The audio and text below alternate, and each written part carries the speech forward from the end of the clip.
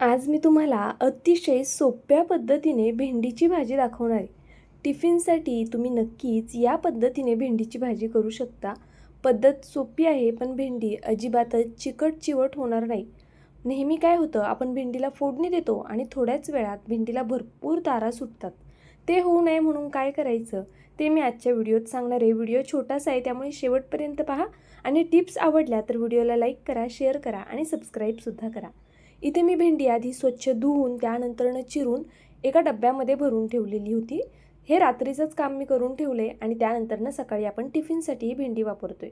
थोडा लसूण बारीक चिरून घेतलाय आणि मिरचीसुद्धा बारीक चिरून घेतलेली आहे. तुम्ही हवं तर लसूण आणि मिरची वाटून घेतलीत तरी चालेल, पण भेंडीच्या भाजीला शक्यतो चिरून घातलीत की भाजी छान लागते. कढईमध्ये मी तेल गरम करून घेतलं. तेल छान गरम झालं की यामध्ये आपल्याला सगळ्यात आधी मोहरी घालायची. मोहरी शक्यतो बारीक मोहरी वापरायची. त्यानंतरनं जिरं घालायचं. जिरं मोहरी छान अशी फुलली गेली की थोडेसे पांढरे तीळ घालायचे आणि मग कढीपत्त्याची पानं. सोबतच मी इथे बारीक चिरलेला लसूण आणि बारीक चिरलेली हिरवी मिरची घालून घेतली.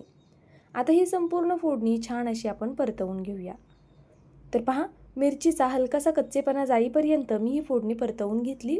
गॅसची फ्लेम मीडियम आहे. मीडियम फ्लेमवर आपल्याला ही फोडणी तयार करायची आहे. त्यानंतरनं यामध्ये थोडंसं हिंग घालायचे. भेंडीमध्ये हिंग आवर्जून घाला, चवसुद्धा छान येते. तर पहा, मी थोडीशी हळद घातली. आता हे सर्व मिक्स करूया आणि त्यानंतरनं यात लगेचच भेंडी घालून घेऊया. अतिशय सोप्या पद्धतीने दाखवते, फार काही वेगळे पण असं नाही, पण ही भेंडी चिकट चिवट का होऊ नये हे दाखवायचा मेन उद्देश आहे. त्यामुळे नक्कीच व्हिडिओ शेवटपर्यंत पहा. आता भेंडी घालून घेतली की लगेच चवीनुसार मीठ घालायचं. मीठ घालताना बेतात घाला, कारण भेंडी शिजल्यानंतरनं भेंडीचं जी क्वांटिटी आहे ती कमी होते, त्यामुळे मीठ थोडं कमी प्रमाणात घालायचं. पहा, आता मीठ घातलं की लगेचच आपण ही संपूर्ण भेंडी एकजीव करून घेऊया. ही सगळी भेंडी अशी छान अशी मिक्स करून घ्यायची आहे. व्हिडिओ इथपर्यंत पाहिला आहे. थोडा जरी आवडला असेल तर प्लीज व्हिडिओला एक लाईक करा. नवीन असाल तर सबस्क्राईबसुद्धा करून घ्या. मी इथे संपूर्ण भेंडी छान अशी परतवून घेतली. गॅसची फ्लेम मीडियमच आहे. मीडियम फ्लेमवरच आपल्याला ही संपूर्ण भेंडी अशा पद्धतीने एकजीव करून घ्यायची आहे. आता मी इथे गॅस बारीक करते आणि भेंडीवरती झाकण ठेवते. भेंडीवरती झाकण ठेवलं की भेंडी लवकर शिजते, पण झाकण ठेवल्यामुळे भेंडी चिकट चिवट होते. पहा, मी झाकण फक्त 1 ते 1.5 मिनिटासाठी ठेवलं होतं. छान अशी वाफ बसलेली आहे. भेंडी आता अशी पाहू शकता तुम्ही, खूप तारा सुटलेल्या आहेत.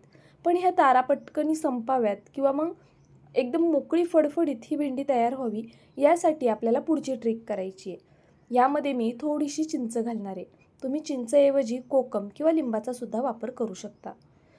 तर पहा, इथे आपल्याला कोणताही आंबट पदार्थ घालून घ्यायचा आहे आणि इथे गॅसची फ्लेम आता मीडियम केलेली आहे मी. मीडियम फ्लेमवरती एकदा ही भेंडी फक्त परतवून घेतली. पुन्हा गॅस बारीक केला आणि आता झाकण न ठेवता बारीक गॅसवर ही भेंडी शिजून द्यायची. भेंडी छान शिजल्यानंतरनं गॅस आपल्याला थोडासा मोठा करायचा आहे. असं केल्यामुळे काय होतं, आता भेंडीमध्ये हलक्या हलक्या तारा जरा थोड्याशा शिल्लक राहिलेल्या आहेत.